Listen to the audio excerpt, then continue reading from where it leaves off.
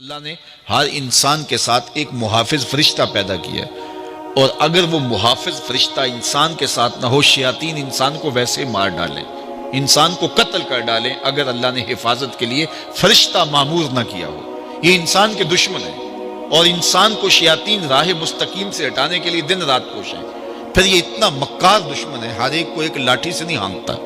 اسے پتہ ہے کہ کس کو کیسے بھٹکانا ہے۔ ایک شب زندہ دار جس کو سحری کے وقت اٹھ کے آنسو بہانے کا لطف ملتا ہے، اب شیطان اس کو کہے کہ سحری کے وقت اٹھا نہ کر، تو وہ شب زندہ دار جب اس کے آنسو مسلح میں جذب ہوتے ہیں اور وہ اترتے ہوئے آنکھوں سے آنسو اتنی لذت اسے دیتے ہیں کہ دنیا ما فیہا کی لذتیں ایک طرف اور یاد خدا میں رونا ایک طرف۔ اب شیطان کسی کو کہے کہ سحری کے وقت اٹھا نہ کر، تو کوئی شیطان کی یہ بات تھوڑی مانے گا، تو شیطان اسے یہ کہتا بھی نہیں ہے، اسے کہتا ہے نہیں اٹھا کر، لیکن صبح بتا دیا کر کہ میں تہجد گزار ہوں، اسے ریا میں مبتلا کرے گا۔ ایک شخص جس کی طبع میں فیاضی گندی ہوئی ہے، اب شیطان اس کو کہے کہ تو سخاوت نہ کیا کر، بخل کا درس دے، تو طبعاً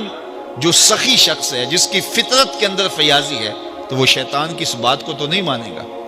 شیطان اسے یہ کہتا بھی نہیں کہ تو بخل کر، اسے فضول خرچی کی طرف لگا دے گا، اسے ان کاموں میں خرچ کرنے کی ترغیب دے گا جس کا اس کو اور معاشرے کو کوئی فائدہ نہیں ہوگا۔ اس لیے شیطان رخ بدلتا ہے۔ ایک شاعر جس کی طبع کے اندر لطافت ہے، نرمی ہے، محبت ہے، اب شیطان اس کو کہے کہ فلاں کو قتل کر دے، تو شاعر تو شاخ سے پھول بھی نہیں توڑ سکتا، تو پھر وہ کسی کا سر کاٹ دے، یہ کیسے ممکن ہو سکتا ہے؟ شیطان ایک شاعر کو یہ کہتا بھی نہیں، اسے وہ شراب اور شباب کے پیچھے لگا دیتا ہے۔ اب اتنا سخت دشمن، اتنا مکار دشمن، حضرت سیدنا غوث اعظم رضی اللہ تعالیٰ عنہ فرماتے ہیں میرے اوپر صحاب نور چھا گیا اور آواز آئی، عبد القادر تو نے اللہ کی اتنی عبادت کی ہے، اتنی ریاضت کی ہے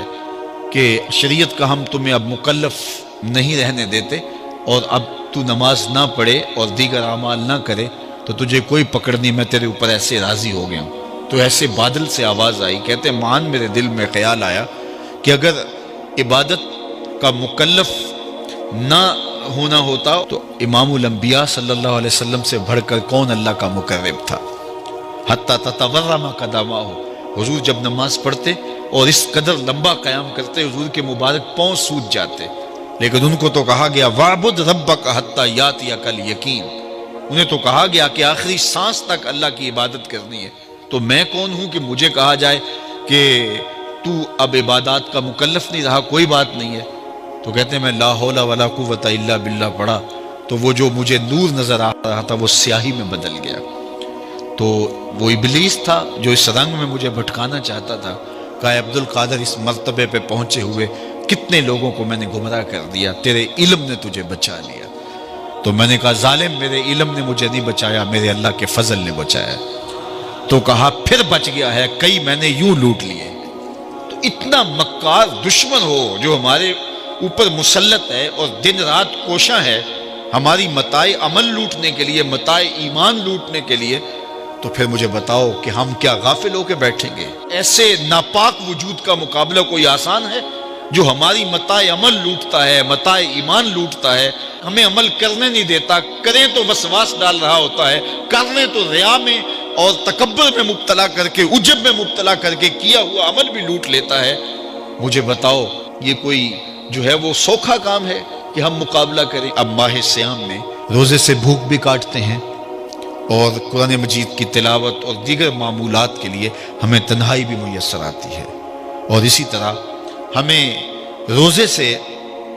جو ہے وہ اپنی زبان کو کنٹرول کرنے کا درس بھی ملتا ہے۔ تو روزہ تمہاری زبان کا محافظ بن جاتا ہے، پھر روزہ تمہاری شہوات کے کنٹرول کا ذریعہ بن جاتا ہے، اور روزہ تنہائی کی وجہ سے اختلاط سے جو خرابیاں پیدا ہوتی ہیں ان سے تمہیں بچا لیتا ہے۔ تو گویا ماہ سیام اللہ تعالیٰ کی رحمتوں کا ایک روپ ہے،